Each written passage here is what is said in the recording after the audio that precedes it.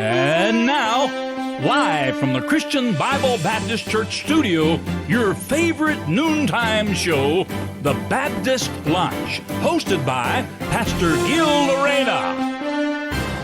Alright, amen. Magandang hapon po sa inyong lahat mga kapatid at mga taga-subaybay.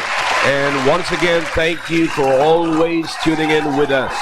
At maraming salamat sa natapos mo programa. Katapos lamang po ng impormasyong pangkalusugan. I hope you enjoy that. At marami kayong natutunan mula po kay Doc Lani.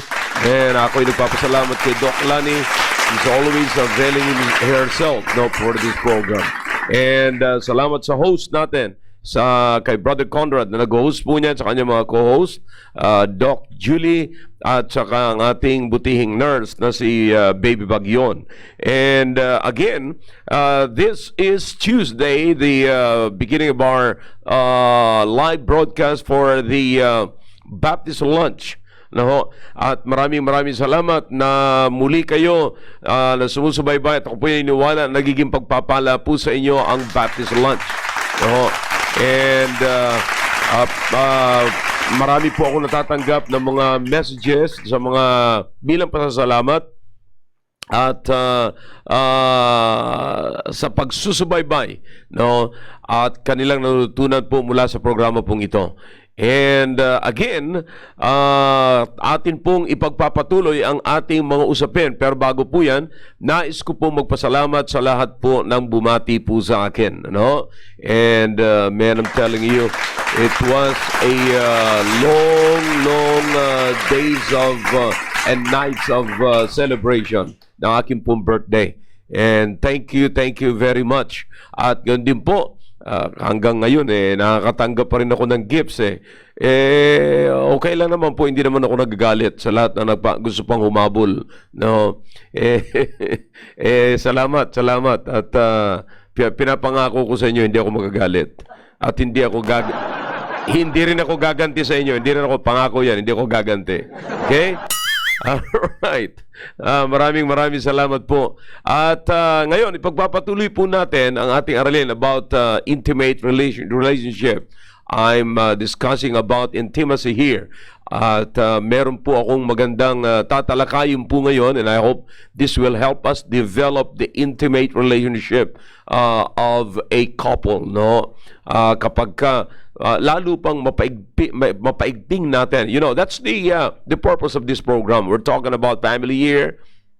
And the main goal of this is to bring you into the next level, higher level of relationship, and that is developing the intimacy in our relationship. Alam nyo, meron mga tinatawag na physical intimacy, pero mga kapatid, yung tinatalakay po natin dito is more than that.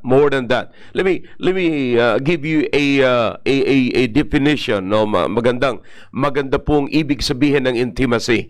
Now, ang ibig sabihin ng intimacy is the sense of closeness that comes when we share life deeply with each other. Okay? So it's a sharing of life, deeply sharing our lives. I'm talking about yung buhay talaga natin, mga kapatid. So it's not more on physical lamang, mga kapatid. Meron pang ibang mga bagay na pwedeng mag-develop ng atin pong intimacy. Okay? Now, pag naririnig po natin itong salitang intimacy or an intimate relationship, sabi nila, nagkakaroon lamang, kumusta inyong intimate relationship? Meron ba kayong intimate relationship? Akala nila is all about sexual experience, mga kapatid. But let me tell you something. Sexual intimacy, it flows naturally from a loving marital relationship. Okay? It flows natural. Yung sexual intimacy, mga kapatid. Okay? And not only that, kung gusto po natin ng growing or greater sexual intimacy, then you've got to focus on closeness or building closeness in the other areas of your life. You see? Let me say this again. Kung gusto po natin ng talagang greater, kasi marami, ito sa mag-asawa lamang po ito, mga kapatid, no? Marami yung meron tinatawag silang sexual problem or very poor yung kanilang intimacy as far as sexual intimacy is concerned. You see? Pero alam nyo kasi mga kapatid, akala nila magkakaroon kayo ng magandang closeness kung meron kayong sexual intimacy. Baliktad po yan. Baliktad.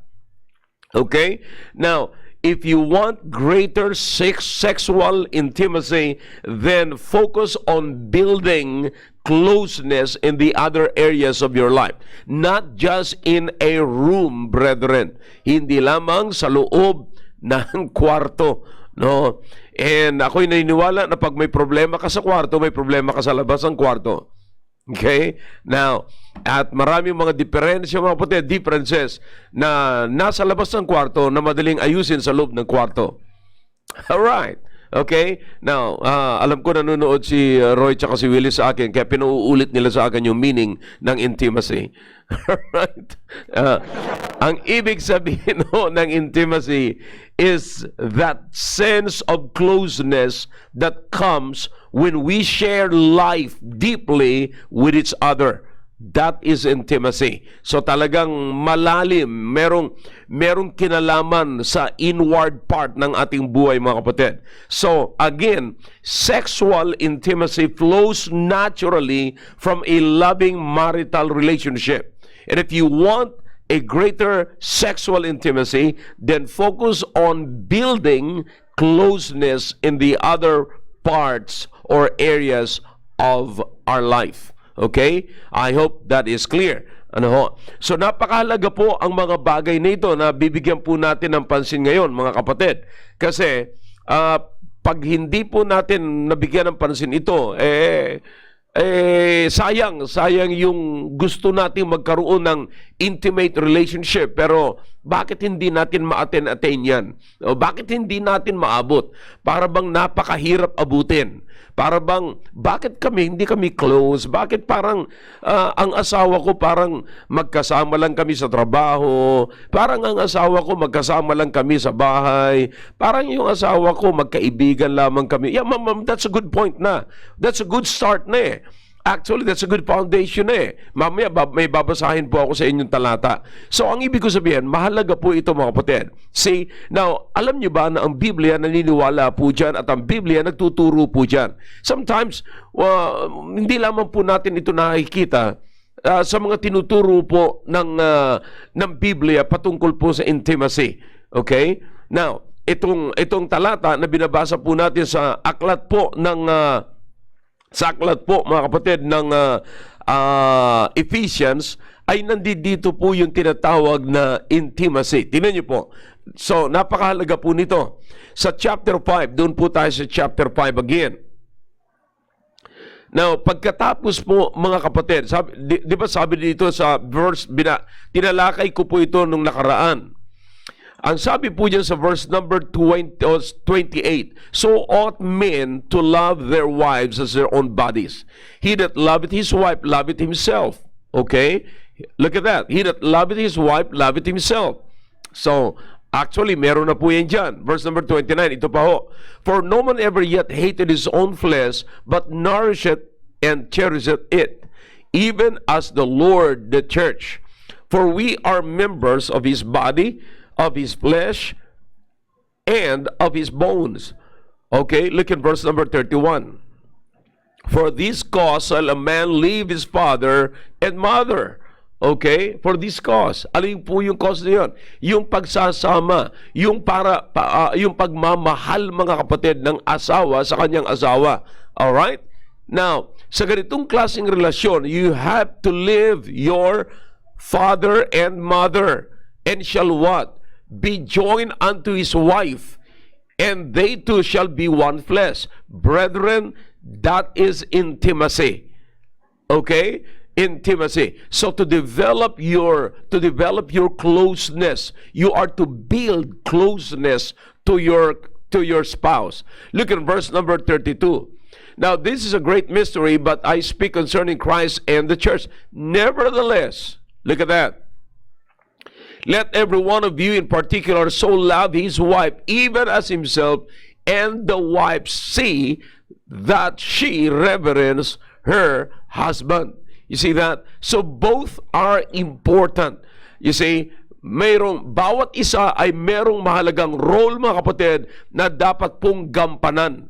You see, napakahalaga po ito. Dapat bigyan ng pansin ito. Kasi pag hindi po ito binigyan ng pansin, I'm telling you, sayang yung pagsisikap, pagpapagod, everything. Gusto hong makarating sa ganitong klaseng kalagayan.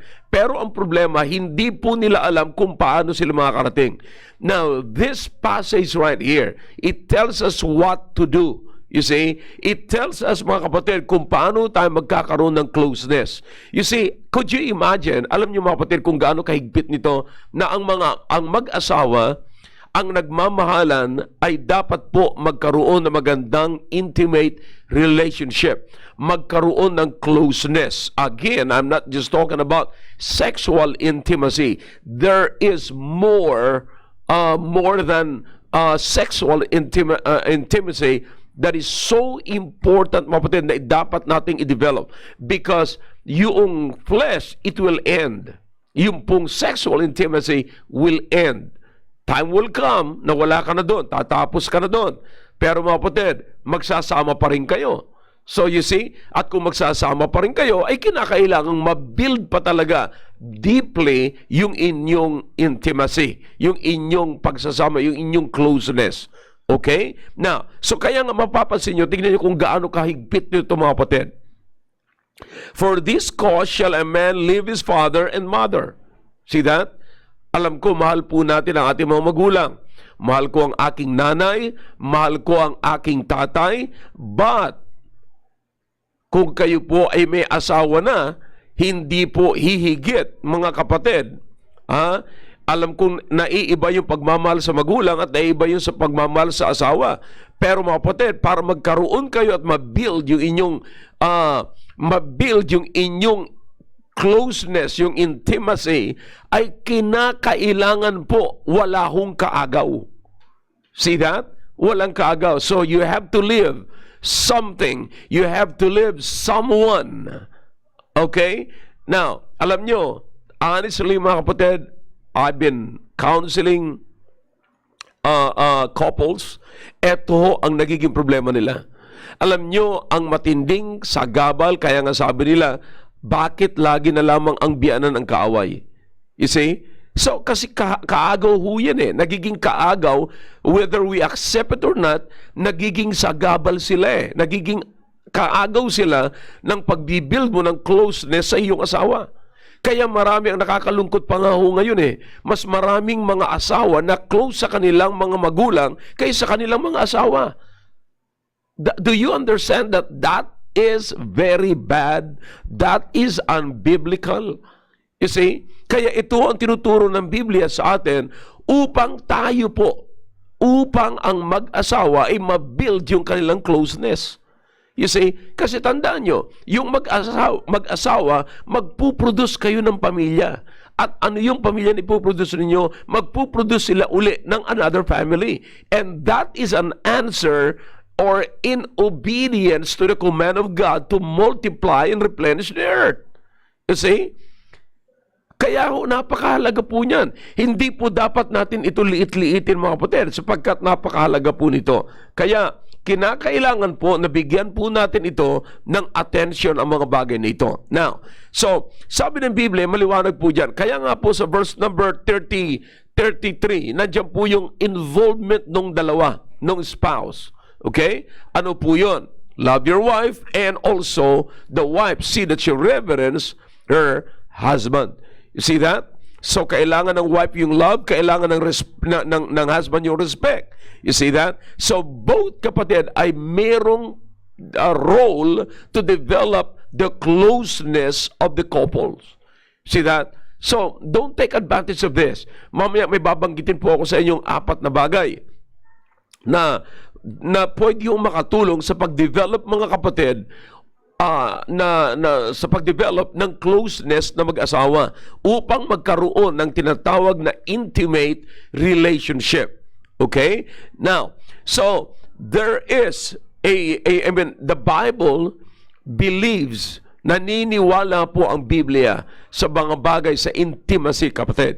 Kaya kinakailangan po mabigyan po natin ng pansin ang mga bagay po na ito. Now, so, paano po yan? Now, alam nyo higit sa lahat, ang napakahalaga po rito mga kapatid, dapat mabigyan po natin ng pansin. Una sa lahat, ay para ma-develop yung ating closeness, kapatid, kinakailangan muna ma-develop natin, or you have to work on your closeness to God. Okay? Now, dapat muna mabigyan po natin ng pansin, kapatid, ang ating closeness sa Diyos. Now, let me ask you a question. Gaano ka ka-close sa Diyos? Now, why is it important na maging close tayo sa Diyos? Kapatid, huwag niyong kakalimutan na ang nag-institute, ang nagsimula, and the very foundation of marriage is no other than God. Huwag niyong kakalimutan po yan. Okay? Now, alam niyo, sabi ko sa inyo last Sunday, may 3 akong mensahe na pinagpipilian, pero yun lamang na i-preach ko because that is medyo related po sa, kaarawan ko. But, ito mahalaga mga kapatid. Okay? Sabi ko, meron sana akong ipipreach. Maaring, I might preach this coming Sunday. You see, my garden. Okay? The garden of God, my garden. Okay? Now, so, alam niyo mga kapatid kung bakit napakahalaga niyan, makikita po natin kung gaano po ka-importante sa Diyos ang pagsasama ng lalaki at babae. You see, ang tinatawag po nating mag-asawa, ang pagiging mag-asawa ay napakahalaga sa Diyos. Kaya nga po mga kapatid, dapat magkaroon muna tayo ng closeness sa Diyos bago tayo makadevelop ng closeness sa ating asawa. You see? Now, for example, this is what we call spiritual intimacy. Madidevelop po natin yung ating spiritual intimacy, or ang ating intimacy madidevelop sa pamagitan ng spiritual na pamaraan. Okay? Now, first, sa mga bagay na ito, now, maging close tayo sa Panginoon. Paano tayo nagiging close sa Panginoon? Communication is very important. You see, communication. You cannot get closer to anybody or anyone, brethren, without proper communication. Communication. How do we communicate with God? Prayer. Prayer. And what?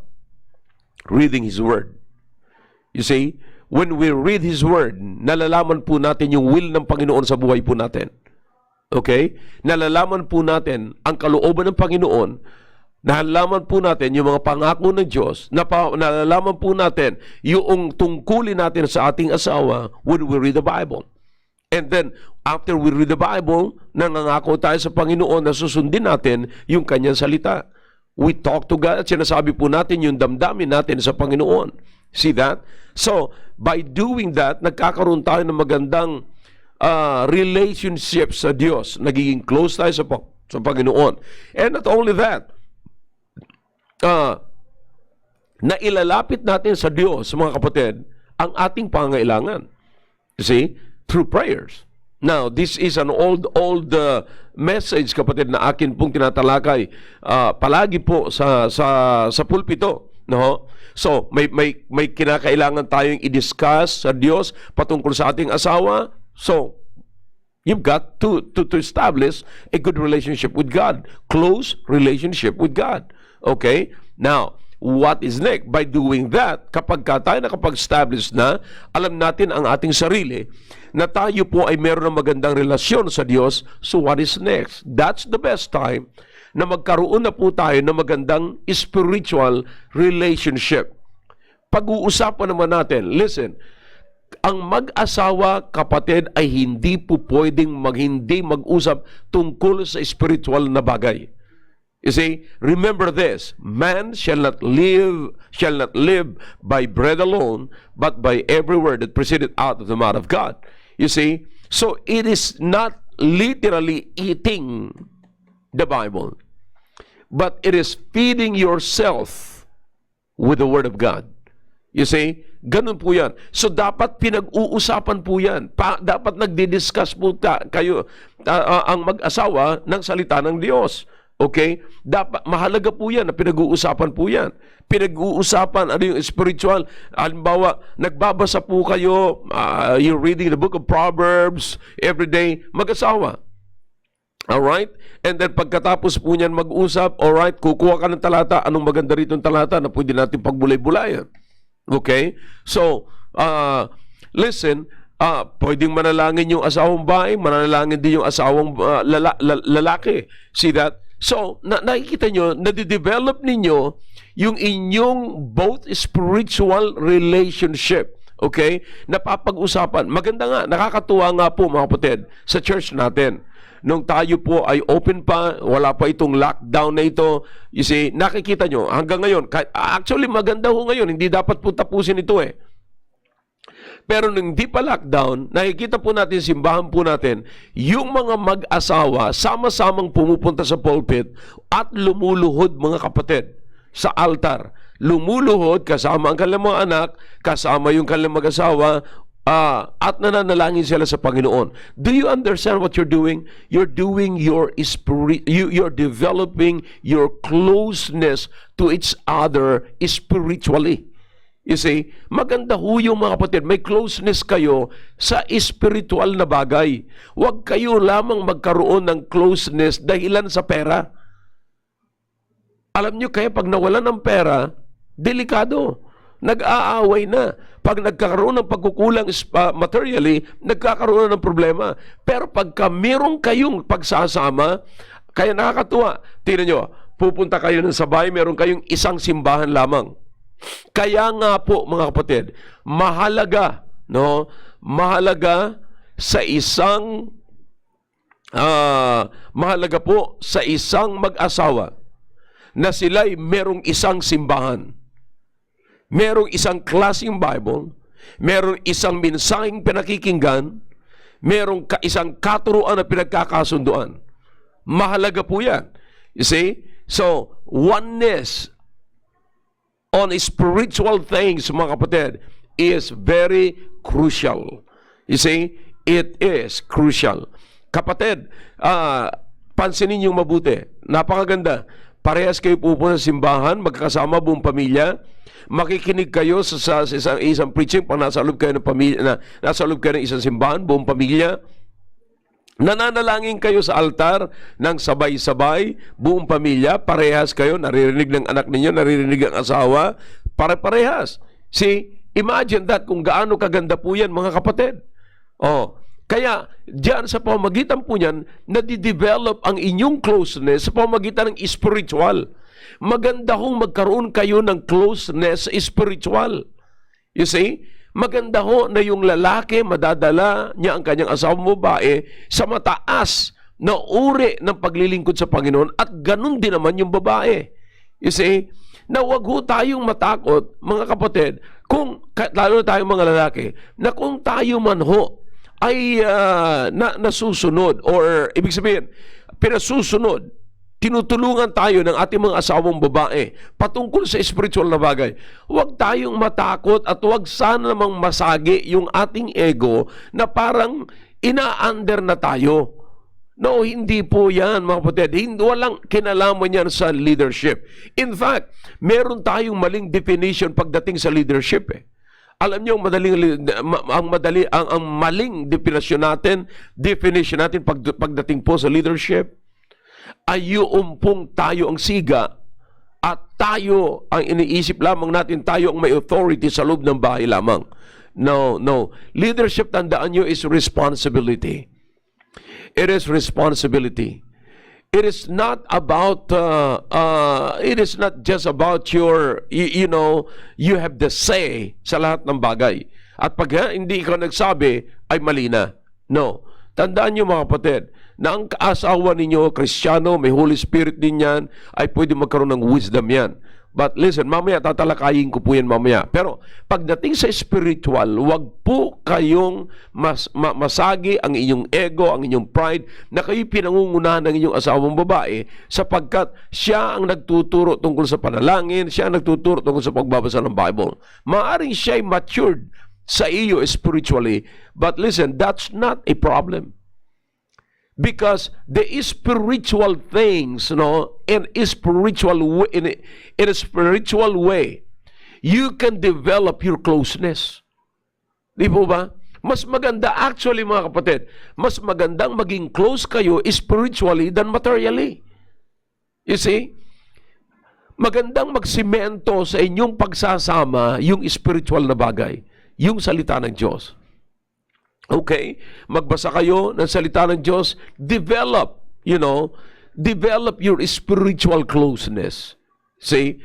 Now, let me ask you a question. Gaano kadalas talakayin ninyo ang salita ng Diyos sa inyo pagka nag-uusap kayong dalawa? Gaano kadalas? You see? Ikaw ba lalaki? Malaking encouragement ka ba na ang iyong asawang babae ay matindi ang kanyang pagmamahal sa Diyos? Ikaw ba babae, matindi ba ang inyong impluensya sa iyong asawang lalaki? Nang iyong asawang lalaki ay grabe ang pagmamahal sa Diyos dahilan sa iyo. See that? Tandaan nyo, kung mahal ng isang lalaki ang Diyos, yan ay magandang garantiya and assurance that she will love you till death. Till death. At pwede mo na sabihin yun, till death do us part. See that? Bakit? Dahilan sa inyong na-develop, dahilan sa inyong spiritual intimacy. Okay? Now, napakahalaga po yan. Napakahalaga po yan. Okay?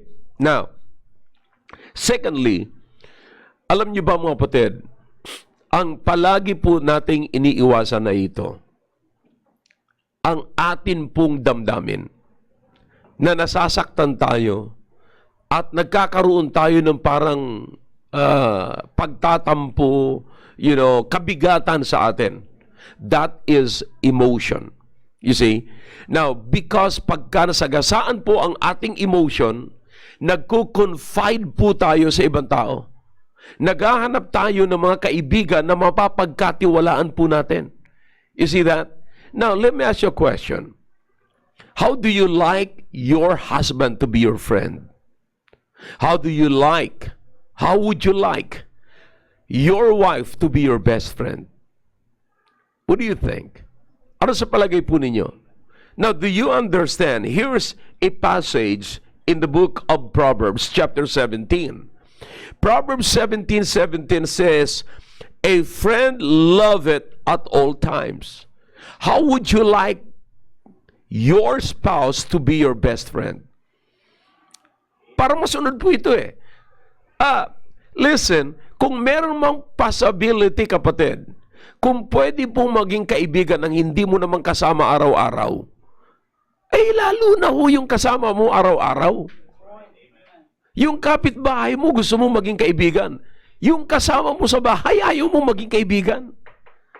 Now, why am I saying this? Why am I giving points dito, mga kapatid? Bakit ko dinidiinan po ito? Ha? I must push this, kapatid. Alam niyo kung bakit? Because, listen, if you can confide, if you can pour out your emotion on somebody's shoulder, kapatid, how about your husband's shoulder and your wife's shoulder? Hindi po ba? Hindi po ba maganda? Listen, asawang babae, makinig po kayo ng mabuti. Kung gusto nyong umiyak sa harapan ng inyong kaibigan, why don't you cry on the shoulder of your husband? I-pour out mo yung emotion mo. Doon mo sabihin sa kanya, if you can trust others, how about your husband? How about your wife? I do not just think, but I still believe that you can trust your spouse. Pwede mong pagkatiwalaan ang iyong asawa. Doon ka umiyak sa kanyang balikat, sa kanyang harapan. Sabihin mo, you know what? By doing this, doon madidevelop, kapatid, ang inyong closeness. Bakit? Emotion sa emotion eh. Ipinu-pour out mo yung emotion mo eh. Sa kanya. Hindi naman ikaw galit. Nagsasabi ka lang. At tayo namang mga asawa, sino mang mga asawa, pag nag-pour out ng emotion ng inyong asawa, hindi ang ibig sabihin yan, magdidebate na kayo at mag-aaway na kayo. No. You can choose the right words na dapat yung sabihin in a nice way. You see, pwede naman tayong maupo, pwede naman sabihin, alam mo, honey, or daddy, mommy, o ano man tawag niyo, mga matatamis na panawagan. Sabihin nyo, meron sana akong gusto sabihin sa inyo, pero baka, alam mo, natatakot lang ako, baka magalit ka sa akin. At alam mo naman, na ayaw ko yung magkagalit tayo eh. Kasi gusto ko lagi sweet tayo eh. See? Now, sabi ko nga, walang masamang mag-complain. Complain is just a complain. We must also listen to a complaint. Hindi ang ibig sabihin po yan, mag-away. Wala kang magagawa. Nasaktan eh. You see? So, naunawaan nyo. Now, for example, kapatid, for example, yung asawa mo medyo nagtampo sa kanyang boss, hindi mo ba pwedeng matulungan? Hindi mo pwedeng, magkwentuhan, anumang hurt, feelings na nandyan sa loob ng kalooban po natin, i-pour out natin sa asawa natin. At tayo mga asawa, huwag tayong magalit. Pag-usapan. Because don't miss it. Kapag ayaw nyo makinig sa emotion ng iba, kapatid, sa tanggapin natin sa hindi, ang emotion ay emotion. Nandiyan yan. Okay? But listen, ang emotion ay hindi dapat maghari. Ngayon, kung hindi dapat maghari ang emotion, dapat pag-usapan. Okay? At kung dapat pag-usapan, huwag nyo hong imimiss yan. Sabihin, emotion lang yan. Huwag yan. Tapos, no. Let her or let him pour out his emotion or her emotion. Okay? Then, it's always maganda hong makinig, mga kapatid. Magandang makinig. Eto, don't miss this. You ought to listen to understand. It's always better to listen to understand rather than waiting to respond. Okay, let me say this again. It's always better to listen to understand rather than waiting to respond. Okay? Now, mahalaga po ito. Mas maganda, kasi habang dinidiscuss ninyo, alam mo ba mga kapatid, kapag ka na-pour out sa iyo yung emotion at nabigyan mo kung paano siya tatayo at lalabanan yung emotion, boy, that will develop your closeness to each other. You see? Lalo kanyang mamahalin. Lalo siyang, tandaan nyo, puhunan to. Ha? Sabi ko nga sa inyo, ilagay niyo muna sa isang tabi yung sexual intimacy. Because sexual intimacy will follow and would be great, mga kapatid. At lalong grabe, lalong matindi kung meron kayong na-build na closeness sa isa't isa. And this one, sinimulan natin sa spiritual.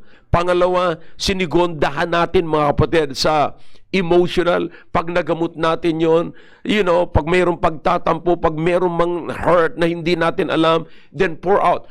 Huwag na kayong maghanapan ng kaibigan. Ang kaibigan ninyo ay ang asawa ninyo. Huwag na kayong maghanap ng mapagkatiwalaan pang kapitbahay. Ichichismis lang kayo niyan. Yung asawa ninyo ay mapapagkatiwalaan. You always put this in your mind. Kahit na po ano ang mangyari. Kung meron man po kayong dapat pagkatiwalaan at palaging mapapagkatiwalaan, asawa nyo na yan. Nandiyan na sa katabi nyo. Siya yung katabi nyo pag natulog kayo. Siya yung kasama nyo pagka kayo ay kumakain ng almusal, tanghalian, hapunan. Siya yung kasama nyo sa paliguan. Siya yung kasama ninyo pagka kayo nangungutang. Now, listen, this is very important, mga kapatid. Totoo yan sinasabi ko. You deal, pagkatiwalaan mo. Wala ka ng ibang pwedeng pagkatiwalaan. Alright? Wag na. Wag ka nang sumandal sa ibang balikat. You can lean on your spouse shoulder and pour out your emotion. And don't miss it. Wag. Pagka nagpo-pour out ng emotion, wag mo nyo i-miss. Hindi masama na i-pour out niya kayo emotion, pero wag nyong pahintulutan na maghari ang emotion. Okay? But by dealing with your emotion, both of you, parehas kayo nagtutulungan, parehas kayo nagkukwentuhan, ito rin yung akin, yan yung iyo, ito yung akin. Alright? Pagkatapos yung magtulungan ng ganyan, kapatid, I promise you, it will develop and build your closeness to each other. I hope you're getting the point. Okay? Now, another one, hindi lamang po yan, spiritual, and then another one, mga kapatid, gusto ko pong talakayin po natin yung isa pang makakatulong. Alam nyo kasi, pag merong discussion na ganyan, parang ang akala ng iba nag-aaway na. Pagka yung miss nagsabi, Dad, may sasabihin lang ako sa iyo. O ano na naman yan? Yun, magsisimula na naman. Hindi nga yan eh. No, listen to me now. Listen to me now. Ito ang pangatlo. Deal your intimacy with intellect. This is what we call an intellect intimacy. Meron kayong closeness pagdating sa intellect, sa mind, discussion, sa mind. For example, about budgeting. Nagba-budget kayo. Magkano yung sweldo, pinag-uusapan ninyo, alam mo yung kulang na. Listen, pag meron mga kakulangan sa pera, hindi ang ibig sabihin nun mag-aaway na kayo. Kung merong kulang, unawain kung paano. Alright, si husband, ganito lang ang sweldo. Ito lang ang kaya niyang ibigay. Ito lang ang kaya niyang pwede. Ito lang. Alright, si wife, ano ang dapat niyang gawin? Iba-budget, tutulungan niya si husband mag-budget. Siguro ganito lang muna. You see, nag-uusap kayo tungkol sa plano niyo sa pamilya. And that is, brethren, very intellectual. You are developing an intellectual closeness. You see, mahalaga po yan.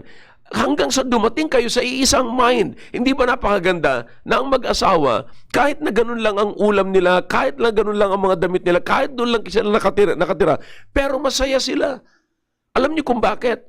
Kasi pinaplano nila at nag-uusap sila at what is wise to do, and how to respond doon sa isang bagay na abot kaya nyo lamang mga kapatid.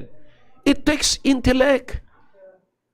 To be honest with you mga kapatid, yung maging masaya kayo sa kukunting income ninyo mga kapatid, it takes intellect. You see, listen, huwag mong sabihin sa akin na pagka may malaki kayong pera, doon kayo liligaya. No, money is not a guarantee of your happiness and your joy. It is how you use your intellect. How you use your mind. It is how you arrange everything, how you put everything into proper order. That is where you get your joy. That is where you get a happy relationship. You see, that's why intellectual intimacy is very important. Kapatid, matidevelop. Paano nyo i-develop yung closeness ninyo intellectually? Alright. Sa may panahon na hindi nyo maintindihan, yun nyo intindihin. Huwag nyo kalimutan yung sinabi ko sa inyo kanina. Alright? It is better to listen to understand. You've got to spend time to listen to understand. Okay? Okay, makikinig ako. Ano sinasabi ng misis ko? Baka naman merong maganda itong meron naman maganda sasabihin siya. Pakinggan ko ang sinasabi niya. Alright. Anong sinasabi ng mister ko? Papakinggan ko ito at uunawain ko. It is a lot better, mga kapatid, than waiting to respond. Tingnan natin kung anong mangyayari na lang, o bahala na, o gano'n, kung anong mangyayari. No! It should not be that way. You see, huwag kang maghintay ng pangyayari. Gumawa ka ng pangyayari. You see, narinig niyo po yung sinabi ko mga kapatid, it's always better to act than to react. You see, huwag kang maghintay ng pangyayari. Delikado ka. Pag naghintay ka ng pangyayari, gagamutin mo yon. Pero pagka ikaw ay gumagawa ng pangyayari, kontrolado mo ang pangyayari. You see, kapatid, listen, that is... Wag niyong aayawan yung discussion sa bahay. Wag. Hindi ang ibig sabihin kung nagdi-discuss kayo, nag-aaway na kayo. Discussion is not a fight. You see, it is intellectual matter. It is, alam nyo mga kapatid, pagka ang lalaki, this is funny, you see. Alam mo, itong challenge ko sa inyo mga lalaki. Pagka kayo ang unang-unang sumuko sa discussion, ang ibig sabihin nun, makitid ang utak ninyo. Yeah. Makitid ang utak ninyo. You see, bakit? Sumurin na. Alam mong ginagawa natin pag wala na tayong maisagot, sabihin natin, tama na yan, palibasa, ako ang masusunod dito. That's not leadership. If, the way you understand leadership is controlling the mouth of your wife. Discuss. Use your intellect. You see, use your mind. Yan ang pinakamaganda. Kapatid, both ay dapat gagamit mga kapatid ng mind. Okay, kapag ang makita nyo naman maganda naman yung dinidiscuss ng asawa ninyo, alright, submit to it. Walang masama. Pwede naman mag-submit doon sa mind na yun, sa mindset. Wala, mas maganda. Wala kang magagawa. Mas better yung naisip ng babae kaysa lalaki. That's why yung lalaki, kinakailangan talaga. If you want talaga na ma-adapt at tanggapin yung iyong suggestion, alright, mag-isip, pagbutihin yung kaisipan.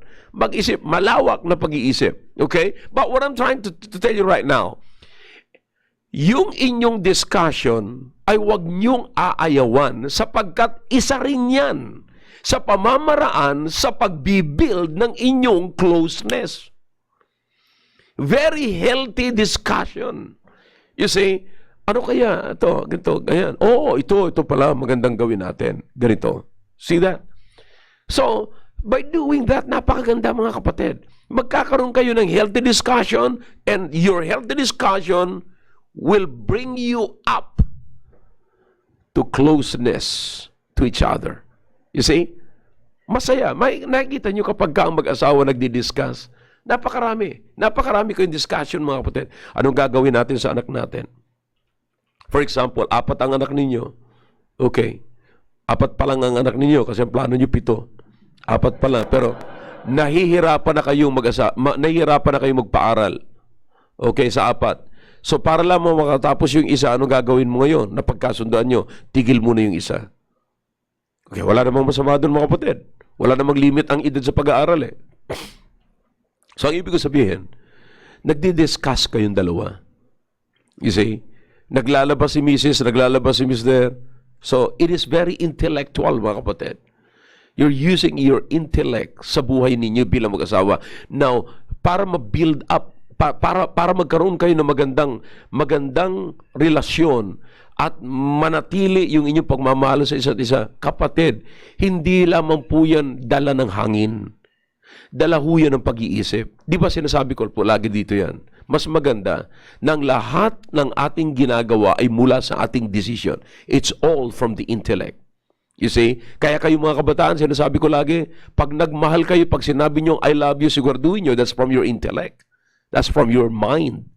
You see? Bakit muna lang isa? May rason ka. Okay? So, use your intellect. Bakit? So, yung discussion, mga kapatid, ng mag-asawa, huwag kayong magalit. Hindi po ang ibig sabihin yan, away na yan. No. Hindi po away yan.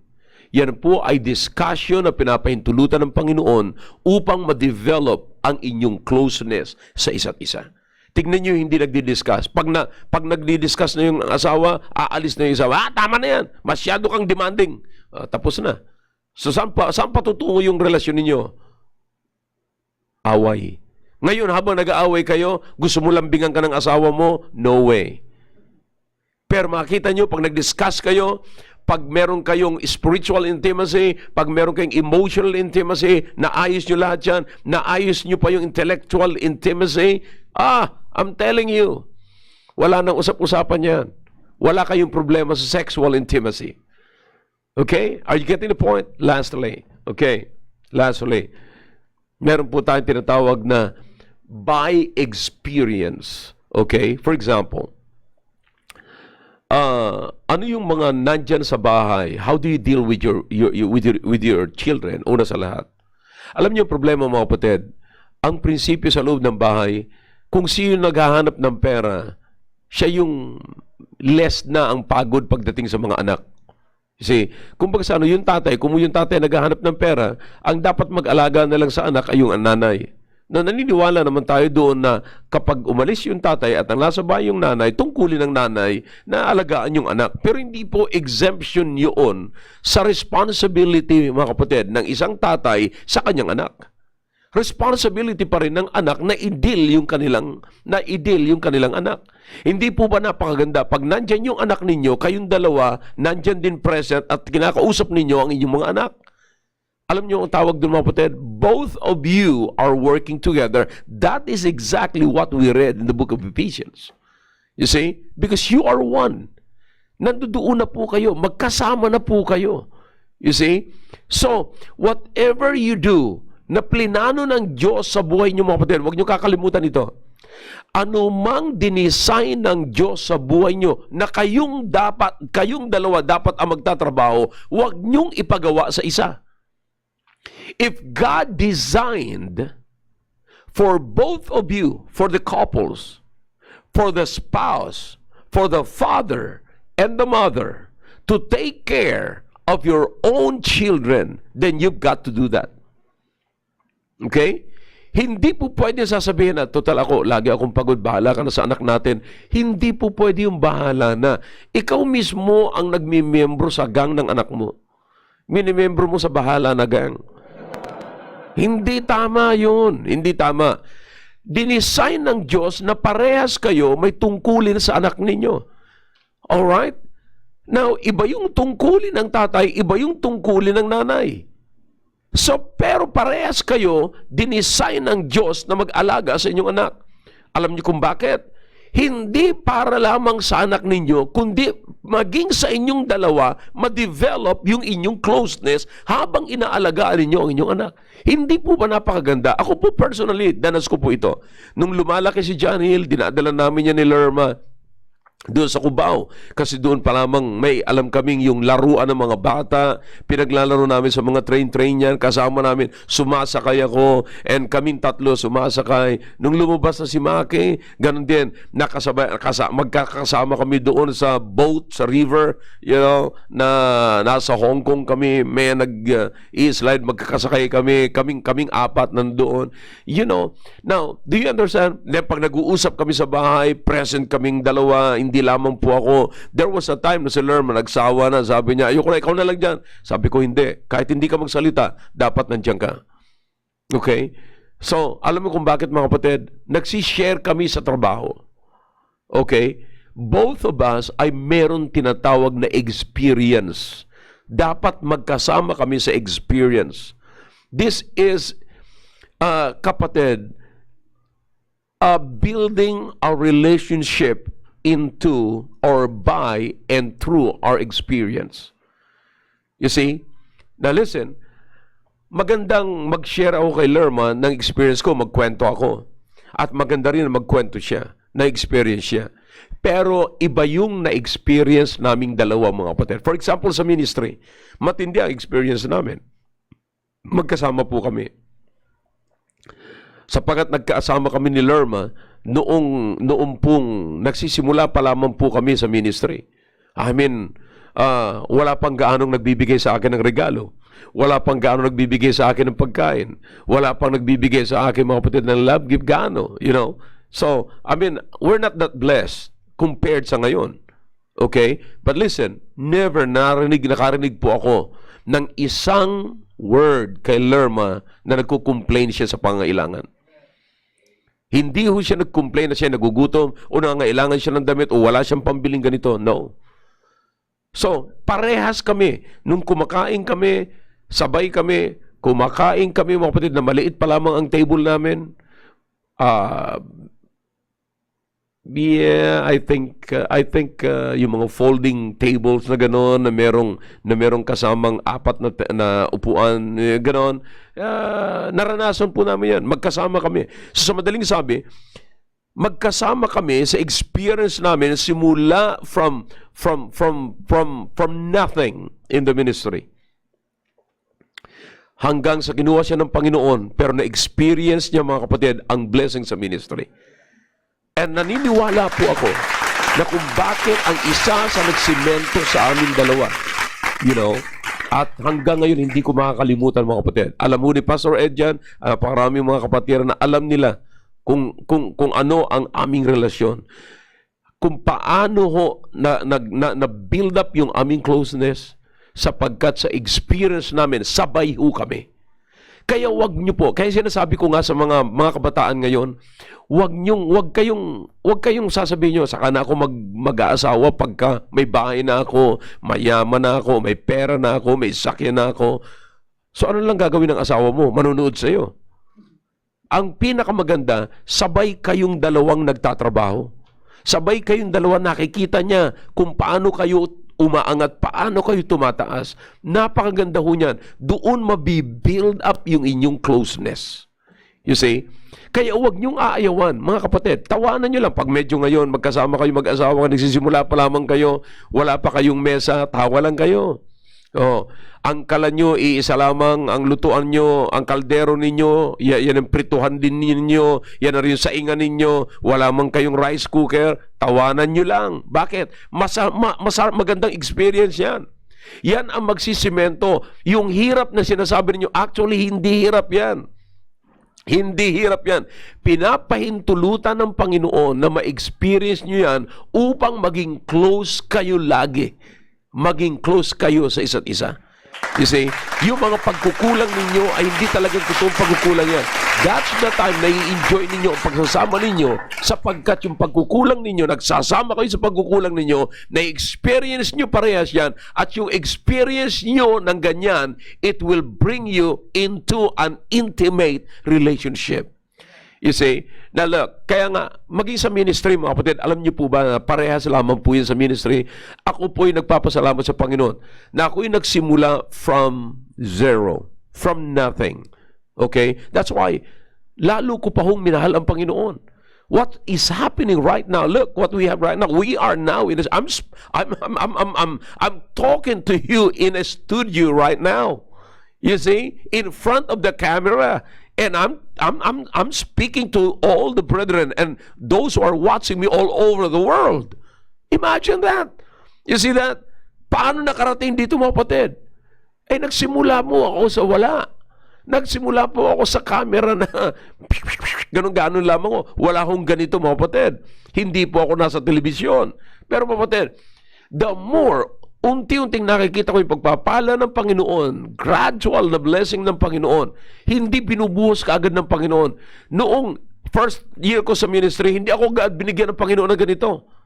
Pinahintulutan ng Panginoon na usig-usigin tayo, alipustahin tayo. Kaya nga ngayon ito, mga kapatid, itong pag-aalipusta sa atin ngayon dito, mga kapatid, ng mga walang Diyos dito sa Apubay. You see, alam niyo kung anong ibig sabihin po nito, mga kapatid? Dinidevelop pa lalo ng Panginoon yung aking close relationship with Him, na lalo pa akong kumapit sa Kanya. Hindi ako aatras, hindi ako tatalikod sa Diyos, kundi lalo pa ako magiging malapit sa Panginoon because the only person that has an answer and solution to this problem is Him, my God, that I'm serving right now. Same thing, mga kapatid. Lahat ng nakikita niyo po na problema ngayon, sa inyong pagsasama, huwag niyong aatrasan. Because that is designed by God to both of you to share an experience. Okay? Experiential intimacy. You see? So, yung experience ninyo, mga kapatid, ay pwedeng makapag-build ng close relationship. Can you imagine? Can you imagine kung gaano kayo ka-close sa lahat na madadaanan? Meron kayong spiritual intimacy, meron kayong emotional intimacy, hindi kayo umaatras sa emotion pero hindi mo paghahariin ang emotion. Intellectual intimacy, you're using your mind during the discussion. You love it. Mahalin mo yan. Huwag mong atrasan yan. Maganda yan. Pang-apat, kapatid, experience. Kayong dalawa nag-work together. Tinatrabaho nyo yan. Magandang may experience. Listen to me. The Bible is very clear. The good and the bad things are working together for our own good. To them that love the Lord. Of course, we love the Lord. So that's for us. You see? The good and the bad thing. Kaya wag mong sasabihin, ayoko nito, palagi na lang masakit ang ulo ko, palagi lang kami nag-uusap na ganito. No. Maganda nga yung palagi kayo nag-uusap eh. Meron kayong opportunity na ma-establish yung close relationship ninyo. Okay? Remember this. If there's anybody that you can trust the most, that is your friend. Because a friend love it at all time. But here's my suggestion and my recommendation. Make your spouse your best friend. Amen. All right. Nawa po ay nabusog kayo sa aking hinain na pagkain ngayon na tanghalian. At yan lamang po at tayo muli magkikita-kita sa Friday. Ay magkikita-kita muli tayo at meron pa ho akong mga surprises sa inyo sa Friday. And don't miss it. At I want to hear from you mga kapatid. Whatever na kung kayo po yung natutulungan ng programang ito, let me hear from you. Okay? Let me know it. And patuloy niyo pong ipanalangin ang programa pong ito.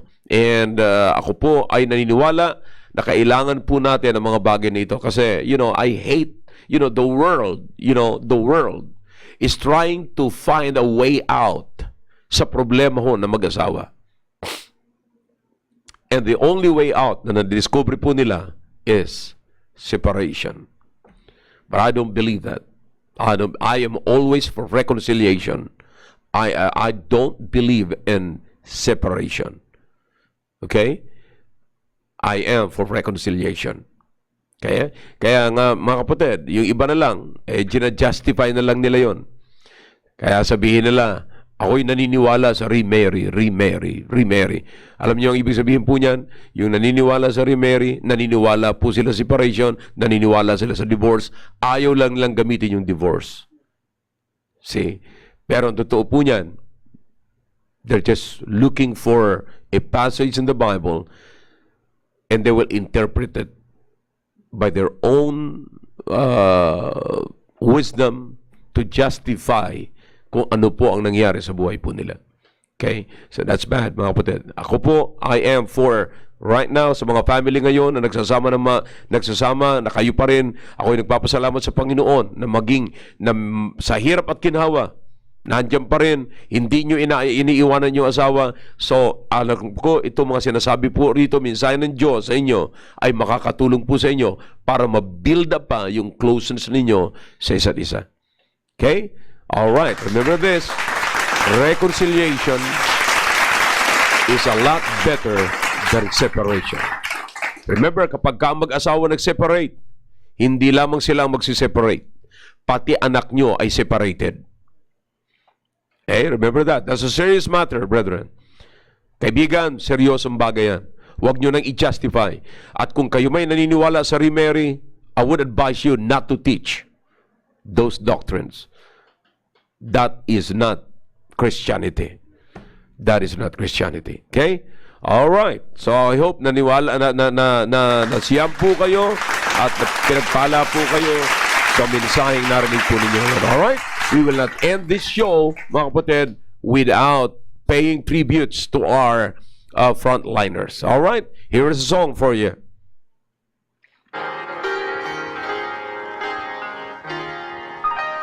What this dying world could use is a willing man of God who dares to go against the grain and works without applause. A man will raise the shield of faith, protecting what is pure, whose love is tough and gentle, a man whose word is sure. God doesn't need an orator who knows just what to say. He doesn't need authority to reason him away. He doesn't need an army to guarantee a win. He just needs a few good men, men full of compassion, who love and and cry. Men who face eternity and aren't afraid to die. Men who fight for freedom and honor once again. He just needs a few good men.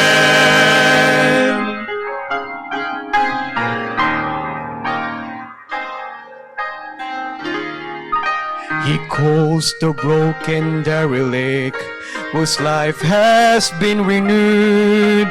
He calls the one who has the strength to stand up for the truth. Enlistment lines are open, and he wants you to come in. He just needs a few good men, men full of compassion. Alright, maraming salamat po mga kapatid sa lahat po ng napakinggan po natin, nakikinig ngayon. At thank you for watching us and always tuning with us. Hope to see you this coming Friday, and don't miss tomorrow. Meron po Baptist Lunch, but more on doctrines. More on kabataan po bukas mga kapatid. And Thursday, doctrines, and I'll be back on Friday. Okay? Alright, God bless you all. Enjoy the rest of the day. I love you all. Men who face eternity and aren't afraid to die.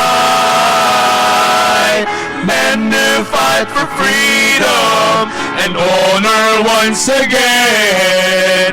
He just needs a few good men. He just needs a few good men. Jesus needs a few good men.